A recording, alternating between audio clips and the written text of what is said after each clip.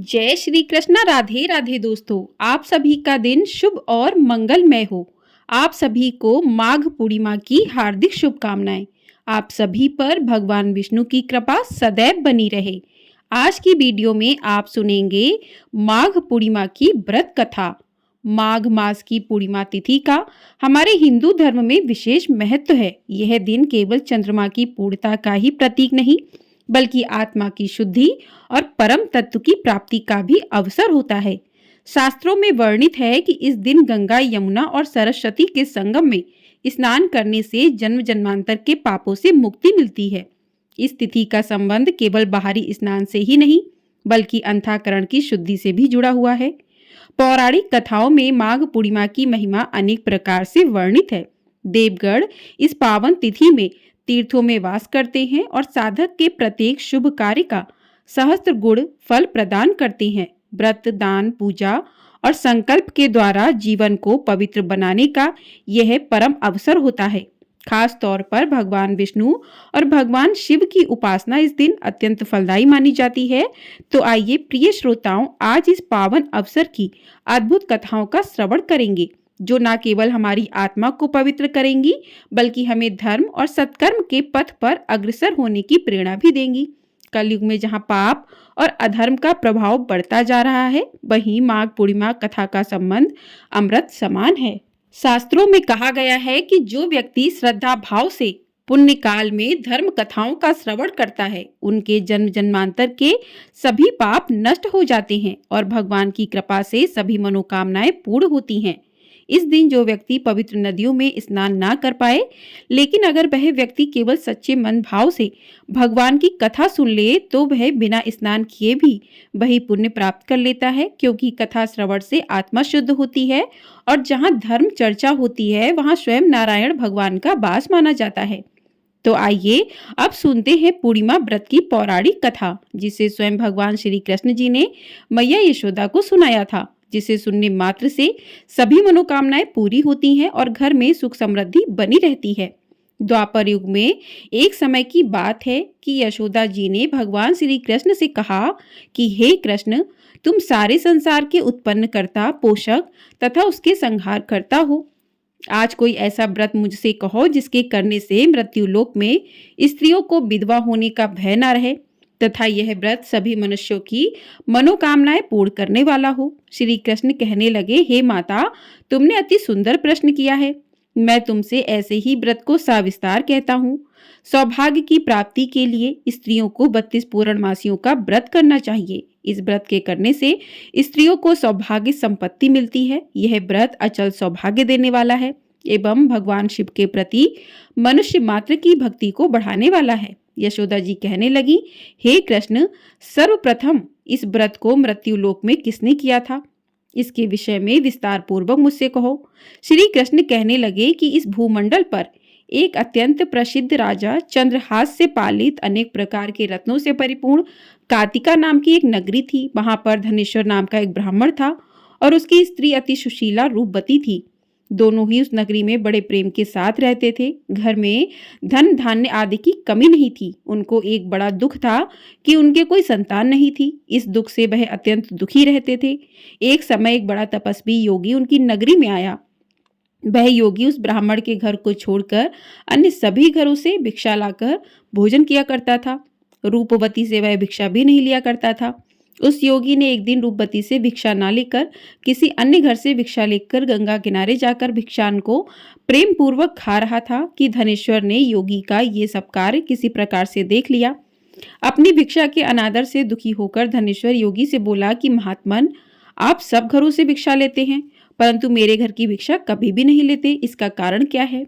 योगी ने कहा कि निसंतान के घर की भीख पतितों के अन्न के तुल्य होती है और जो पतितों का अन्न खाता है वह भी पतित हो जाता है। चूंकि तुम निसंतान हो, अतः पतित हो जाने के भय से मैं तुम्हारे घर की भिक्षा नहीं लेता हूँ। धनेश्वर यह बात सुनकर अपने मन में बहुत दुखी हुआ और हाथ जोड़कर योगी के पैरों पर गिर पड़ा तथा आर्तभाव से कहने लगा, हे महाराज, यदि ऐसा है तो आप मुझको पुत्र प्राप्ति का उपाय बताइए। आप सर्वज्ञ हैं, मुझ पर अवश्य ही यह कृपा कीजिए। धन की मेरे पास कोई कमी नहीं है, परंतु मैं पुत्र न होने के कारण अत्यंत दुखी हूँ। आप मेरे इस दुख का हरण करें, आप सामर्थ्यवान हैं। यह सुनकर योगी कहने लगे कि हे ब्राह्मण, तुम चंडी की आराधना करो। घर आकर उसने अपनी स्त्री से सब वृत्तांत कहा और स्वयं तप के निमित्त वन में चला गया। वन में जाकर उसने चंडी की उपासना की और उपवास किया। चंडी ने 16वें दिन उसको स्वप्न में दर्शन दिया और कहा कि हे धनेश्वर, जा, तेरे पुत्र होगा, परंतु वह 16 वर्ष की आयु में ही मृत्यु को प्राप्त हो जाएगा। यदि तुम दोनों स्त्री पुरुष 32 पूर्णमासियों का व्रत विधि पूर्वक करोगे तो वह दीर्घायु होगा। जितनी तुम्हारी सामर्थ्य हो आटे के दिए बनाकर शिव जी का पूजन करना, परंतु पूर्णमासी को 32 हो जाने चाहिए। प्रातःकाल होने पर इस स्थान के समीप ही तुम्हें एक आम का वृक्ष दिखाई देगा। उस पर तुम चढ़कर एक फल तोड़कर शीघ्र अपने घर चले जाना। अपनी स्त्री से सब वृत्तांत कहना। ऋतु स्नान के पश्चात वह स्वच्छ होकर भगवान शंकर जी का ध्यान करके उस फल को खा लेगी। तब शंकर भगवान की कृपा से उसको गर्भ हो जाएगा। जब वह ब्राह्मण प्रातःकाल उठा तो उसने उस स्थान के पास ही एक आम का वृक्ष देखा जिस पर एक अत्यंत सुंदर आम का फल लगा हुआ था। उस ब्राह्मण ने उस आम के वृक्ष पर चढ़कर उस फल को तोड़ने का प्रयत्न किया, परंतु वृक्ष पर कई बार प्रयत्न करने पर भी वह चढ़ ना पाया। तब तो उस ब्राह्मण को बहुत चिंता हुई और वह विघ्न विनाशक श्री गणेश जी की वंदना करने लगा। हे दयानिधे, अपने भक्तों के विघ्नों का नाश करके उनके मंगल कार्य को करने वाले, दुष्टों का नाश करने वाले, रिद्धि सिद्धि के देने वाले, आप मुझ पर कृपा करके इतना बल दें कि मैं अपने मनोरथ को पूर्ण कर सकूं। इस प्रकार गणेश जी की प्रार्थना करने पर उनकी कृपा से धनेश्वर वृक्ष पर चढ़ गया और उसने एक अति सुंदर आम का फल देखा। उसने विचार किया कि जो वरदान से फल मिला है वह ये है या कोई और फल दिखाई तो नहीं दे रहा। उस धनेश्वर ब्राह्मण ने जल्दी से उस फल को तोड़कर अपनी स्त्री को लाकर दिया और उसकी स्त्री ने अपने पति के कथा अनुसार उस फल को खा लिया और वह गर्भवती हो गई। देवी जी की असीम कृपा से उसे एक सुंदर, अत्यंत सुंदर पुत्र उत्पन्न हुआ जिसका नाम उन्होंने देवीदास रखा। माता पिता के हर्ष और शोक के साथ वह बालक शुक्ल पक्ष के चंद्रमा की भांति अपने पिता के घर में बड़ा होने लगा। भवानी की कृपा से वह बालक बहुत ही सुंदर, सुशील और विद्या पढ़ने में बहुत ही निपुण हो गया। दुर्गा जी की आज्ञा के अनुसार उसकी माता ने 32 पूर्णमासी का व्रत रखना भी प्रारंभ कर दिया था जिससे उसका पुत्र बड़ी आयु वाला हो जाए। 16वां वर्ष लगते ही देवीदास के माता पिता को बड़ी चिंता हो गई कि कहीं उनके पुत्र की इस वर्ष मृत्यु न हो जाए। इसलिए उन्होंने अपने मन में विचार किया कि यदि यह दुर्घटना उनके सामने हो गई तो वे कैसे सहन कर सकेंगे। उन्होंने देवीदास के मामा को बुलाया और कहा कि हमारी इच्छा है कि देवीदास 1 वर्ष तक काशी में जाकर विद्या अध्ययन करे और उसको अकेला भी नहीं छोड़ना चाहिए, इसलिए साथ में तुम चले जाओ और 1 वर्ष के पश्चात इसको वापस लौटा लाना। सब प्रबंध करके उसके माता पिता ने काशी जाने के लिए देवीदास को एक घोड़े पर बैठाकर उसके मामा को उसके साथ कर दिया, किंतु यह बात उसके मामा या फिर किसी और से नहीं कही। धनेश्वर ने सपत्नी अर्थात अपनी पत्नी के साथ अपने पुत्र की मंगल कामना और दीर्घायु के लिए भगवती दुर्गा की आराधना और पूर्णमासियों का व्रत करना आरंभ कर दिया। इस प्रकार बराबर 32 पूर्णमासी का व्रत पूरा किया। कुछ समय पश्चात एक दिन वह दोनों मामा और भांजा मार्ग में रात्रि बिताने के लिए किसी ग्राम में ठहरे हुए थे। उस दिन उस गांव में एक ब्राह्मण की अत्यंत सुंदरी, सुशीला, विदुषी और गुणवती कन्या का विवाह होने वाला था। जिस धर्मशाला के अंदर वर और उसकी बारात ठहरी हुई थी उसी धर्मशाला में देवीदास और उसके मामा भी ठहरे हुए थे।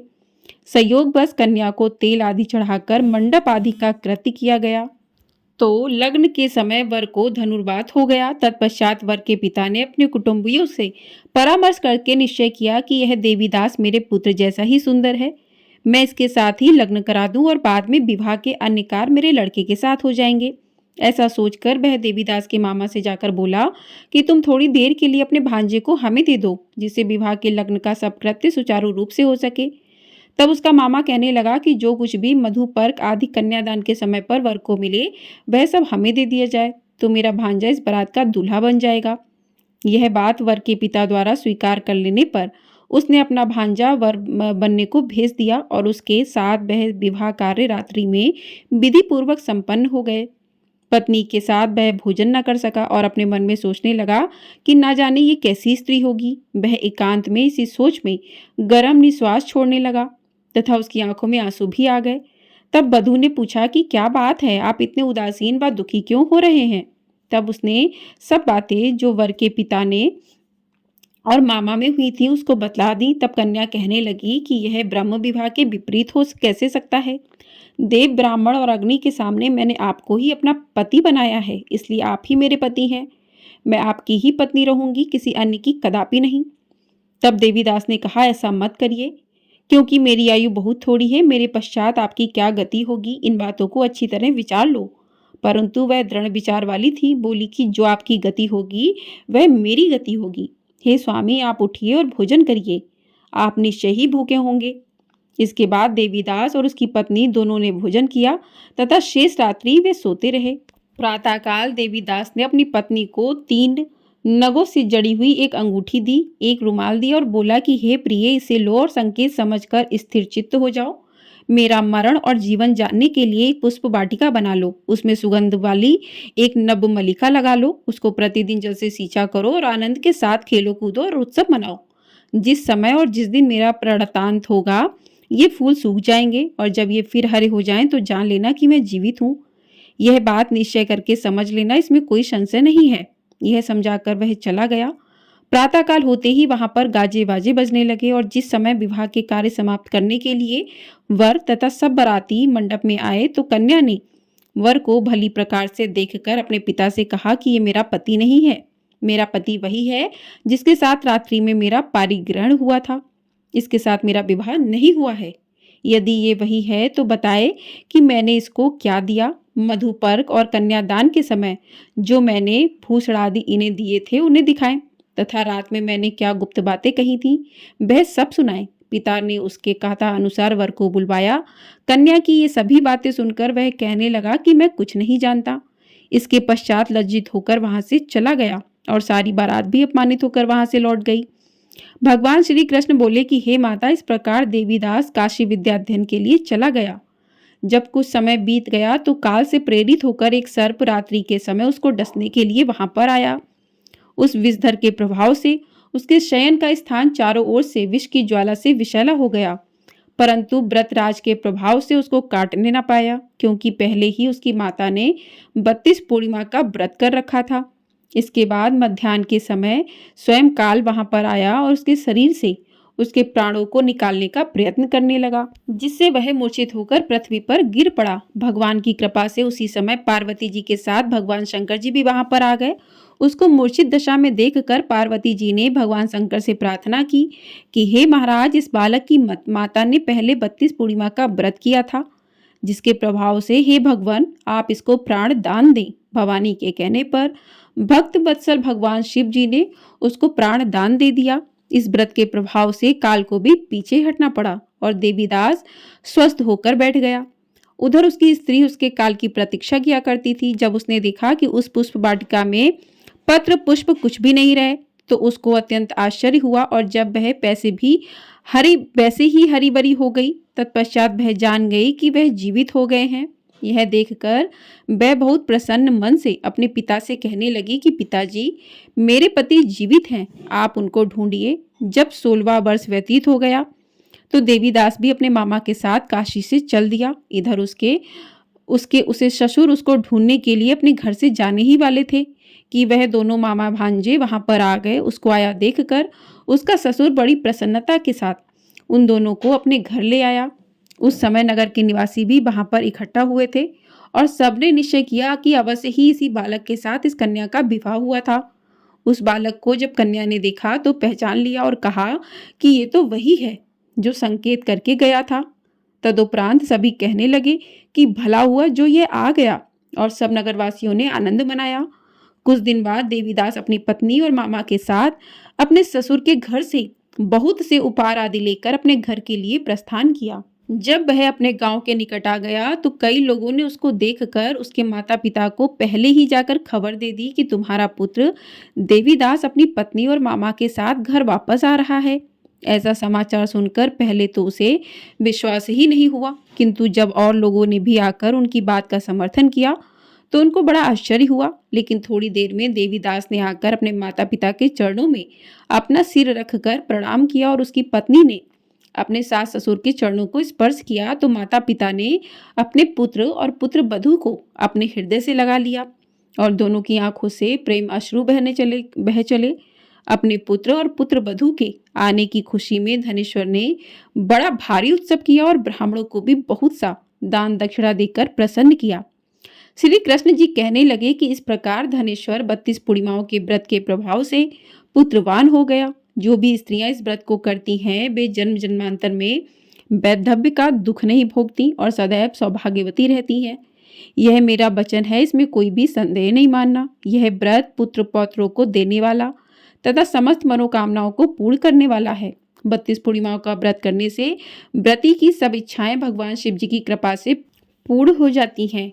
बोलिए भगवान भोलेनाथ की जय। बोलिए भगवान विष्णु की जय। बोलिए भगवान कृष्ण कन्हैया लाल की जय। तो इसी के साथ आज की वीडियो यहीं पर समाप्त होती है। आपको ये वीडियो पसंद आई है तो वीडियो को लाइक कर दीजिएगा। चैनल पर नए हैं तो चैनल को सब्सक्राइब कर लीजिएगा। आपको हमारे चैनल पर इसी प्रकार की व्रत कथाओं की वीडियो सुनाई जाती हैं, तो आप लोग चैनल को ढेर सारा अपना प्यार ज़रूर दीजिएगा। जय श्री कृष्ण। राधे राधे।